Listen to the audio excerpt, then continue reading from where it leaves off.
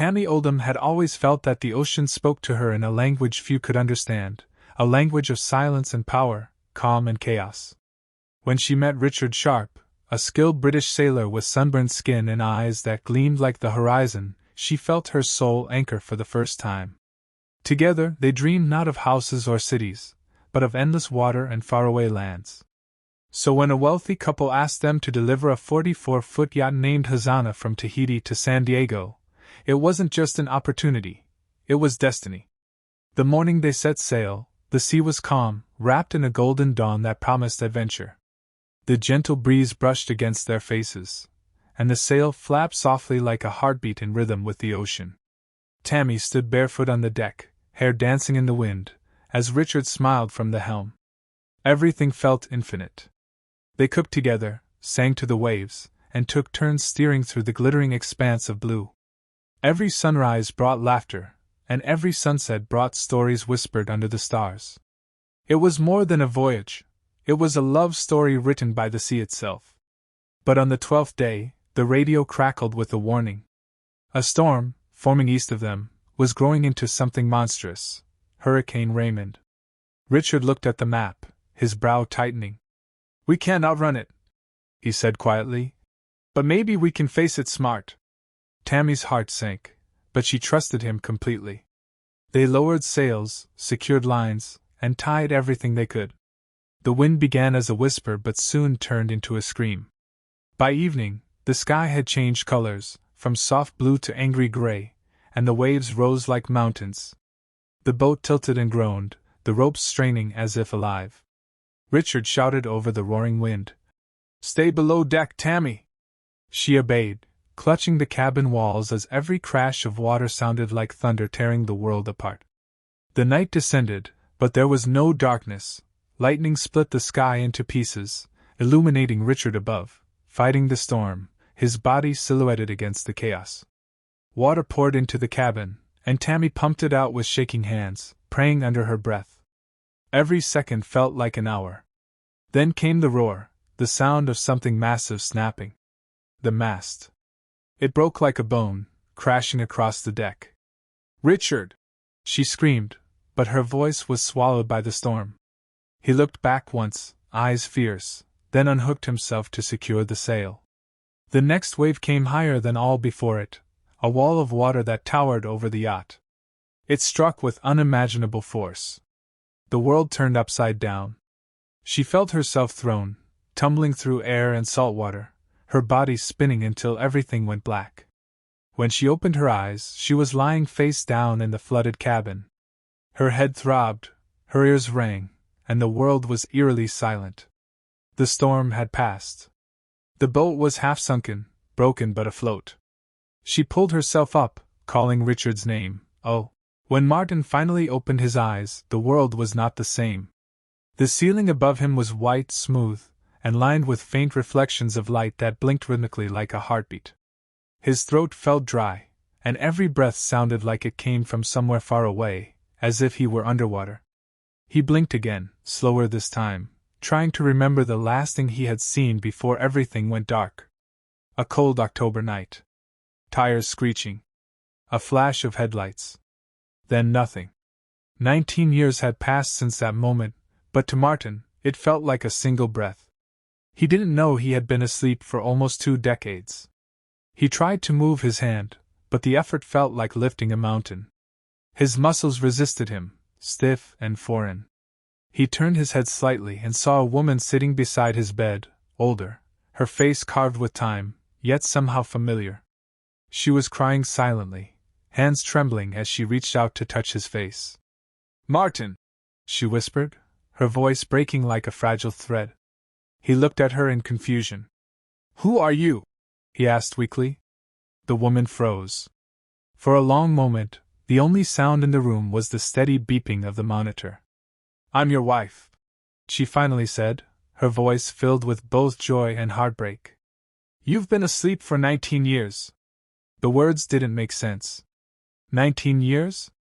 He wanted to laugh, but his voice caught in his throat.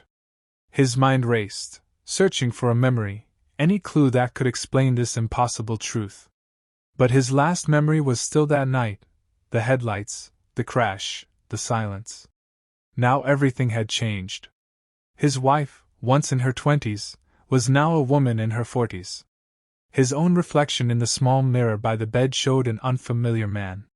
His hair was thinner, his face older, and his eyes sunken as though they carried the weight of all the years he had lost. He tried to sit up, but his body trembled violently. A nurse rushed in, gently holding him down. "Easy," she said softly. "Your body isn't ready yet." The room smelled of antiseptic and something faintly metallic. Machines surrounded him, each one humming a quiet tune of life. Through the window, the world outside was bright and fast, cars that didn't look like the ones he remembered, people staring at screens he had never seen before, buildings taller and sharper than his imagination could have built. It felt like waking up in the future. When the doctor came in, his tone was gentle but clinical. "Martin, you were in a car accident 19 years ago. You suffered a severe brain injury and fell into a coma. But somehow, your body never gave up." Martin's lips trembled. "And now? Now you're awake," the doctor said, almost in awe. "Against all odds." But being awake didn't mean being alive, not yet. Martin's world was a blur of faces he barely knew, voices that carried pieces of his past. His parents were gone.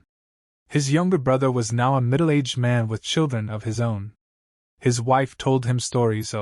Weeks turned into months, and though Martin's body slowly began to remember how to live, his mind still wandered between the past and the present like a lost traveler trying to find home. Every morning, he woke to a world that felt slightly more familiar yet endlessly strange. The television spoke in a language he once knew but now filled with new words.